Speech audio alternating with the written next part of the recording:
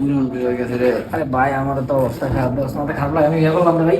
ভাত নিয়ে গেছে, ভাত তো খাইনি।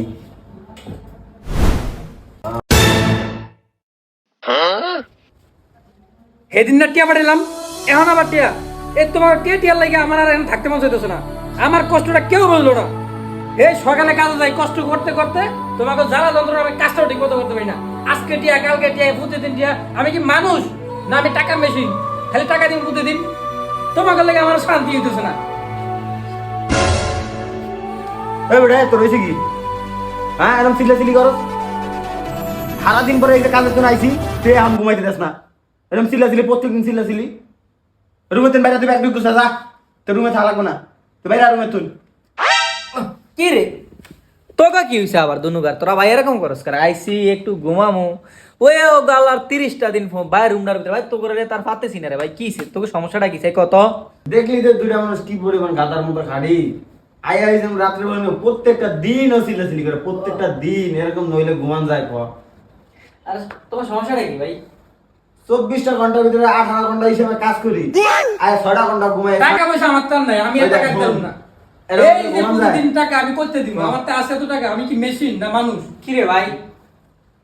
ভাই এটা তো একটা, ভাই এটা একটা বাসা তো ভাই, আমরা কাজ কর্ম করি, সারাটা দিন কাজ করি ভাই। একটু যদি তুই এইভাবে কথা কস ভাই, তাহলে আমরা কি করবো ক ভাই? আমাকে তো একটা জীবন নাকি। তুই ব্যাগটা গুছা, তোর রুমে থাকা লাগবে না। ভাই, তুই হ্যাঁ, তুই এই মাসের রুম ভাড়া আমার কাছে নিছ, তুই ব্যাগ গুছা। ভাই ব্যাগ গুছা তাহলে আমরা জায়গা তুমি থাকো। ভাই যাই না ভাই, একলা আমি এত টাকা, আমি বেতন ভাই কম, এত টাকা রুম ভাড়া ভাই তাহলে ঠিক আছে, আমরা থাকবো, শর্ত আছে। কি শর্ত ভাই? ভাই তুমি এইভাবে সিলাসিলি করতে পারবে না। দেখছেন ভাই, আমার বাইরে থেকে আমি যখন বাইরে যাবো তখন আমার দালাল কইছিল যে তোমার বেতন 1 লাখ টাকা। ফ্যামিলি থেকে ওখান থেকে সব থেকে কর্জ মর্জ করে বিদেশে এলাম। আমার আই না, আমার সে হাল চাষ করতে দিচ্ছে মাস শেষে ভাই 30,000 টাকা। এইটা ভাই আমি খামু নাকি বাড়িতে দিমু না দেনা দিমু ভাই, আমি কিছুই বুঝতেছি না। প্রতিটা দিন আমার মায়ের টাকার লেগে ফেরা দেয়, আমার বউ টাকার লেগে ফেরা দেয়, ওদিকে যাবো কোন?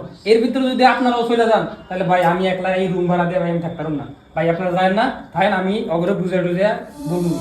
ভাই ঠিক আছে, ঠিক আছে আমরা তারপরও ভাই আমরা তো আমরা বাংলাদেশে ভাই আমাদের যে ভুল হয়েছে, আমরা দূরপ্রবাসে আছি। অনেকে মনে করে যে দূরপ্রবাস টাকার মেশিন, কিন্তু এখানে যে কত কষ্টের জায়গা এটা কেউ বুঝবে না।